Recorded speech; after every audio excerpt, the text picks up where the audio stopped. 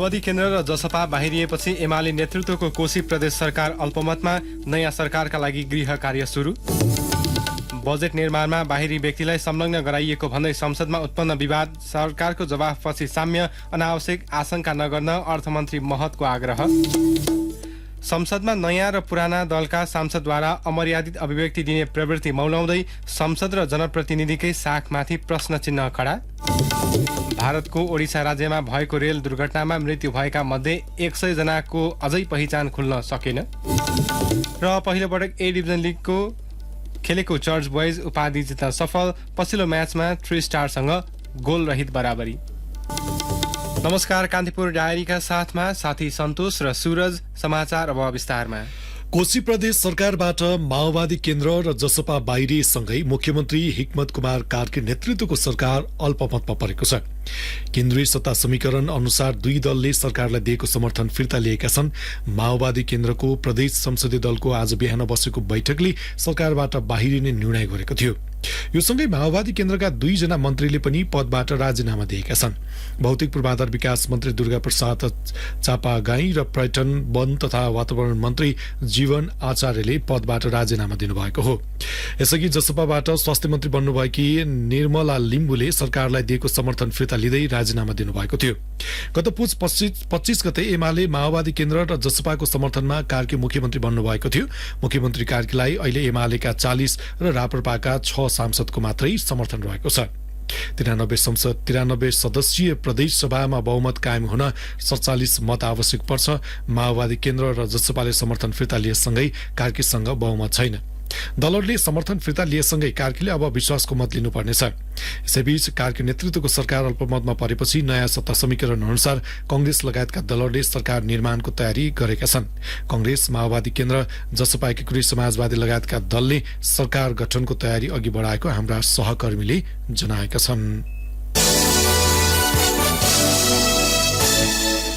Budget निर्माणमा बाहिरी व्यक्तिलाई संलग्न गराइएको भन्दै प्रतिनिधि सभामा उत्पन्न विवाद, सरकारको जवाफपछि साम्य भएको छ।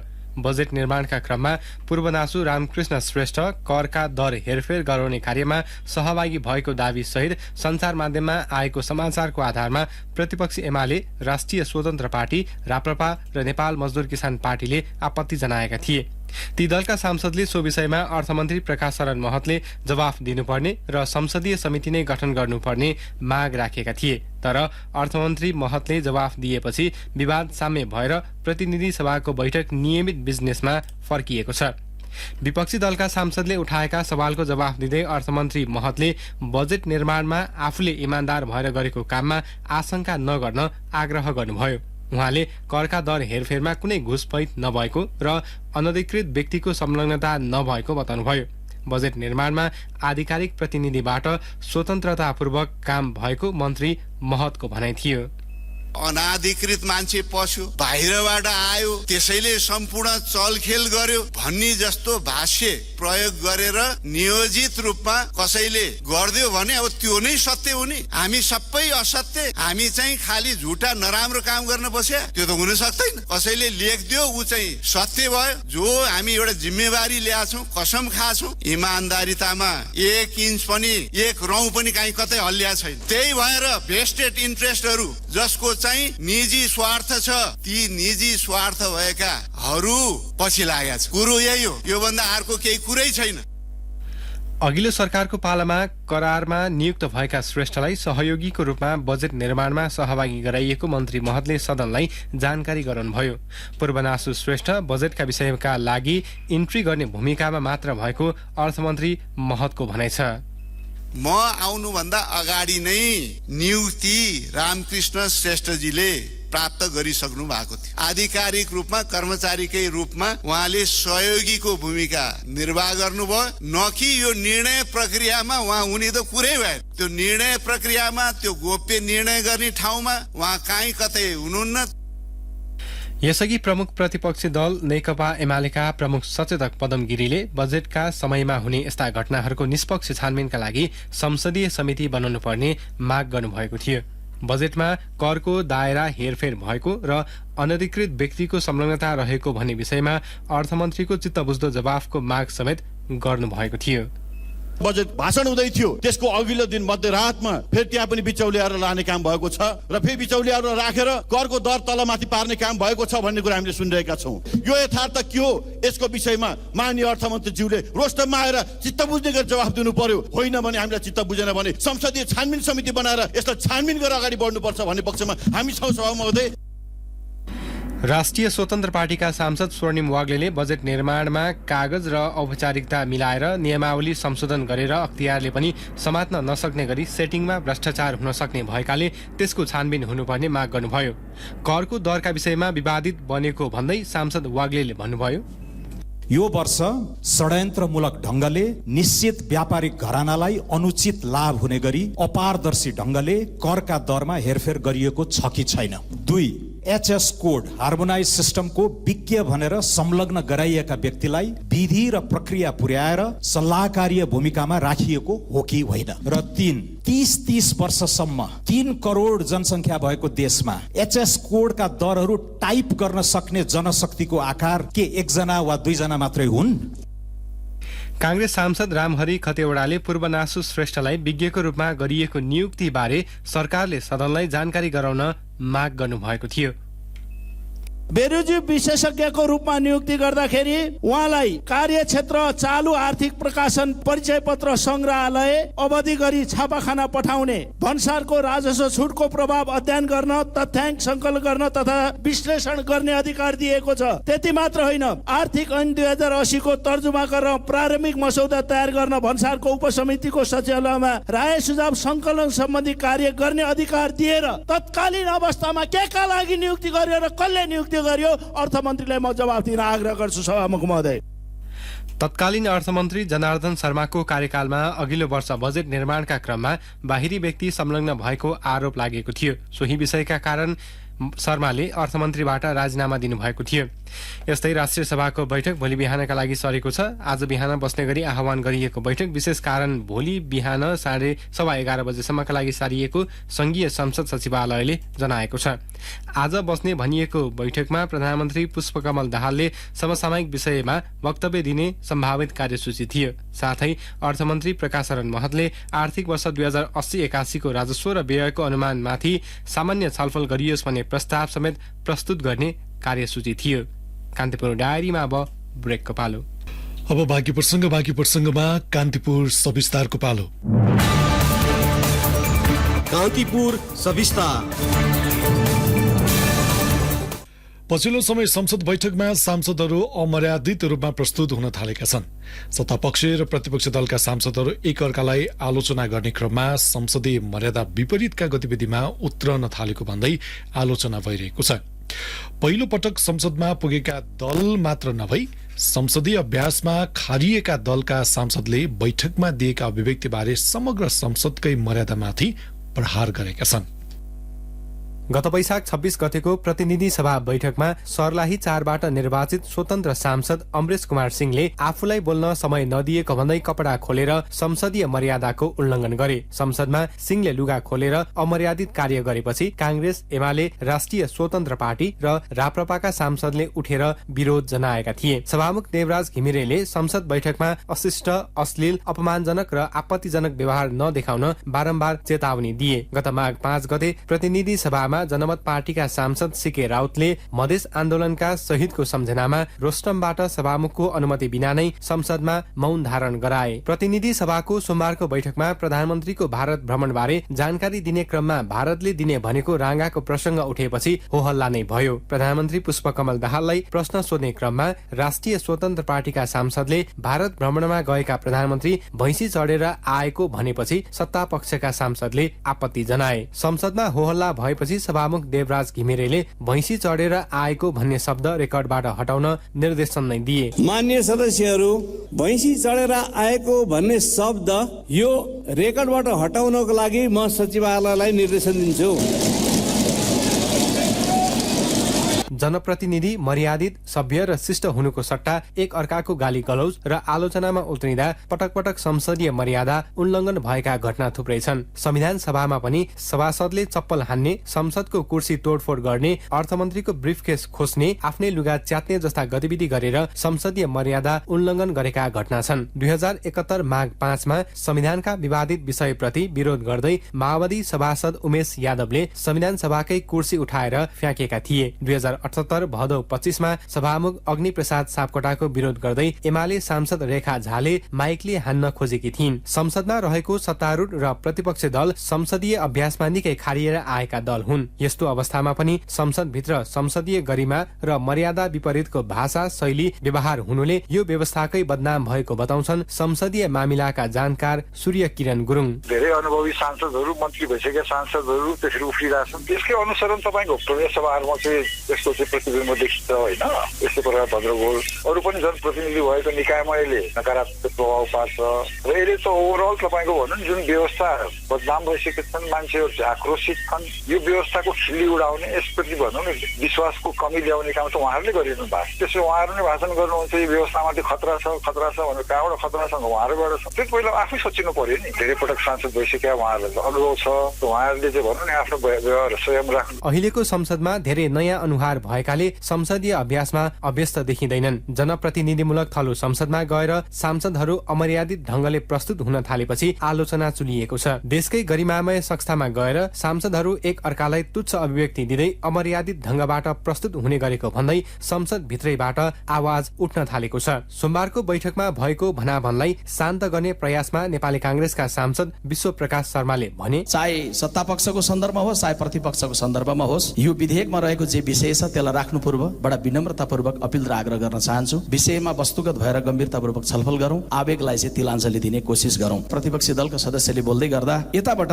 साथीहरूले आवाज उठाउनु भयो र उहाँले बोल्दै गर्दा अलिकति डिस्टर्बको अनुभूति भयो। हामी सांसदहरूले राख्दै गर्दा हाम्रो समयको उपयोग गर्ने जति संविधानले अधिकार दिएको छ त्यतिकै यो देशको सम्माननीय प्रधानमन्त्रीले आफ्नो कुरा राख्ने कुरा र राख्दै गर्दा संयम र धैर्यतापूर्वक सुन्नुपर्ने विषय हामीले आत्मसात गरौं, आग्रह गर्न चाहन्छु। संसद जनताको सार्वभौम सत्ताको प्रयोग गर्ने सर्वोच्च निकाय हो, तर बेला बेला संसदभित्र सांसदले अमर्यादित र अराजक व्यवहार देखाउँदा संसदीय व्यवस्थाको अपमान हुने गरेको छ। प्रतिनिधि सभा बैठक सञ्चालन नियमावलीले बैठकको सुव्यवस्था कायम राख्न सभामुखलाई विशेष अधिकार दिएको छ। बैठकमा भाग लिने सदस्यले पालना गर्नुपर्ने नियम पनि उल्लेख छ। सांसदको बोल्ने, बस्ने, हिँड्ने तरिकासँगै सभामुखको आसन तथा बोलिरहेका सदस्यको बीचबाट हिँड्न र सभामुखको आसनतर्फ पिठ्यौ फर्काएर बस्न नहुने लगायतसम्मका विषय नियमावलीमा समावेश छन्। संसदीय मामिला जानकार गुरुङ भन्छन्, सभामुखले सम्झाउने हो, अदालतले तपाईँको चेतावनी दिने हो, चेतावनी दिएर पनि नमानेपछि निष्कासन गरिदिने हो होइन।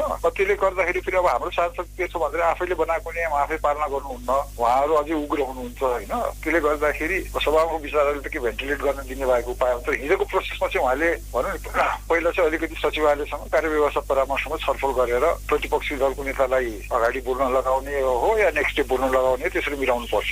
जनप्रतिनिधिहरू अभद्र शैलीमा प्रस्तुत हुनुले भोलिका दिनमा संसदीय गरिमा र मर्यादा दिनानुदिन खस्किँदै जाने निश्चित छ। त्यसमाथि राष्ट्रिय महत्वका गम्भीर मुद्दा छाडेर झिना मसिना विषयमा घोचपेच गर्ने शैलीले जनताबाट निर्वाचित प्रतिनिधिकै साख समेत गुम्ने जोखिम बढाएको छ। त्यसैले संसदीय अभ्यासको सन्दर्भमा भन्ने गरिएको छ, सभामा बस्नका लागि व्यक्ति सभ्य हुनु पहिलो शर्त हो। रेडियो कान्तिपुरका लागि सूरज राजथला।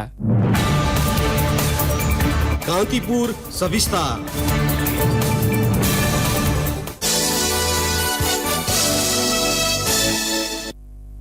स्वास्थ्य तथा जनसङ्ख्या मन्त्रालयले गर्मी बढेसँगै स्वास्थ्य सावधानी अपनाउन आग्रह गरेको छ।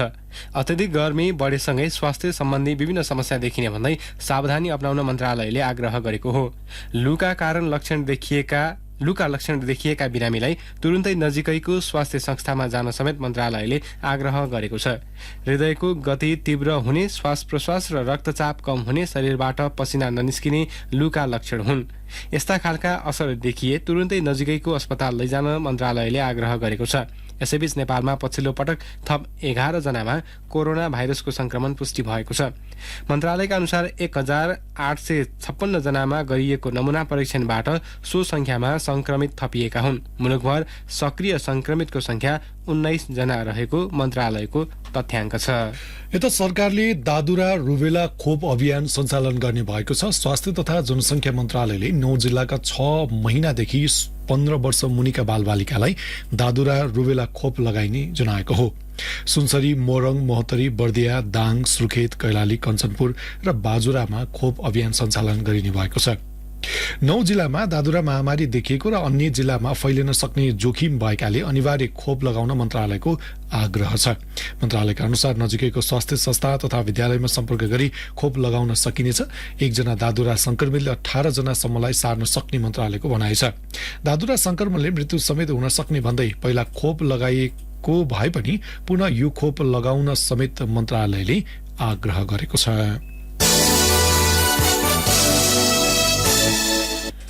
सुनकोशी नदीमा खसेको जीप 5 दिनपछि फेला परेको छ। गत शुक्रबार सिन्धुलीको गोलन्जोर गाउँपालिका 7 को लौकुनबाट सुनकोशी नदीमा खसेको जीप र 2वटा शव गोताखोरको टोलीले घटनास्थलबाट करिब 50 मिटर तल फेला पारेको इलाका प्रहरी कार्यालय खुरकोटले जनाएको छ।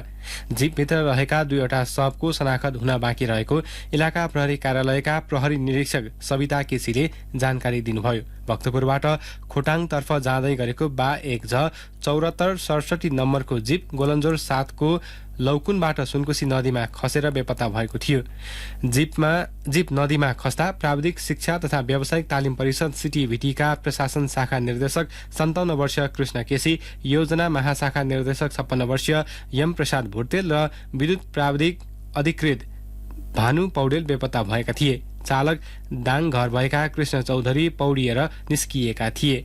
सशस्त्र प्रहरी सेनाको गोताखोर र जनपद प्रहरीको विपद व्यवस्थापनको टोलीले सुनकोशी नदीमा 5 दिन अघिदेखि बेपत्ता कर्मचारीको खोजी गर्दै आएको थियो। कान्तिपुर डायरीमा पुनः ब्रेकको पालो।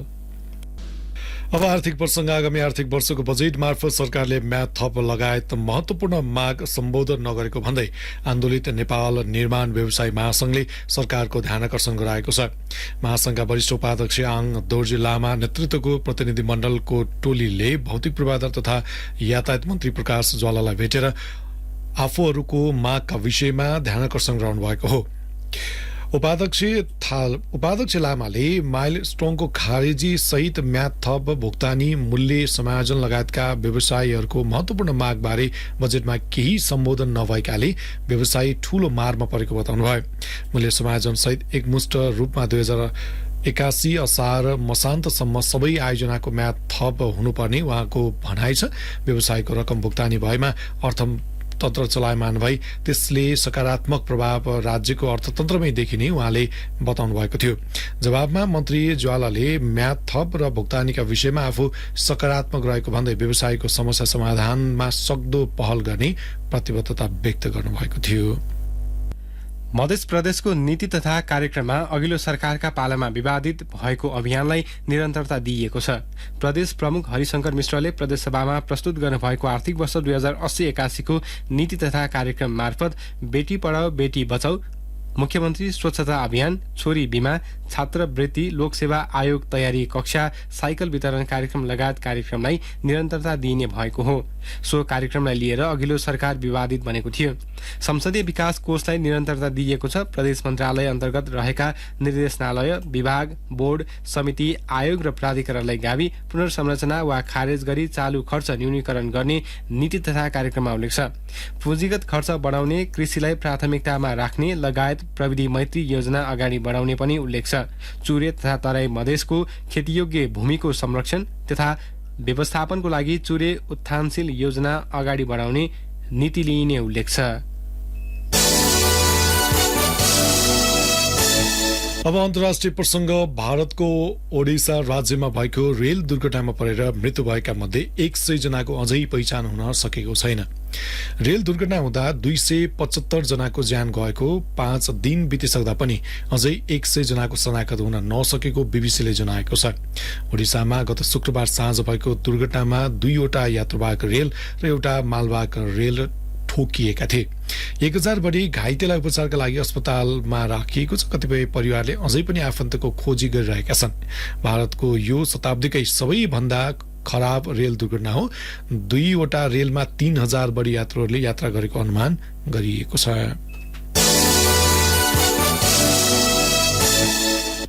अब खेल प्रसंग। शहीद स्मारक ए डिभिजन लीगको उपाधि चर्च बोइज युनाइटेड क्लबले जितेको छ। एक खेल बाँकी छँदै डेब्यू सिजनमै चर्च बोइजले उपाधि उचालेको हो। चर्च बोइज शहीद स्मारक ए डिभिजन लीगको 44औं संस्करणको उपाधि जित्ने 16औं टिम भएको छ। त्रिपुरेश्वर स्थित दशरथ रंगशालामा भएको खेलमा चर्च बोइजले आज 3 स्टारसँग गोल रहित बराबरी खेल्यो। उपाधि जित्नका लागि चर्च बोइजलाई 3 स्टार विरुद्धको खेलमा 1 अङ्क मात्र आवश्यक थियो। सो बराबरीपछि चर्च बोइजले 45 अङ्क भएको छ। दोस्रो स्थानको मछिन्द्रको 39 अङ्क छ। उसले 2 खेल खेल्न बाँकी छ। यी दुवै खेलमा मछिन्द्र विजयी रहे पनि उसको 45 अङ्क हुनेछ र चर्च बोइजसँग बराबरी गर्नेछ। तर हेड टु हेडको आधारमा चर्च शीर्ष स्थानमा रहनेछ। यही समीकरणका कारण चर्च बोइज उपाधि विजेता भएको हो। यससँगै 2 पल्टको डिफेन्डिङ च्याम्पियन मछिन्द्र उपाधि रक्षा गर्न असफल भएको छ। चर्च बोइजले भने क्लब स्थापनाको 14 वर्षपछि नेपाली फुटबलको माथिल्लो डिभिजनको उपाधि जितेको हो। चर्च बोइजले 2077 मा सी डिभिजनको छनौट पार गरेको थियो। त्यही वर्ष उसले सी डिभिजन पनि जितेको थियो।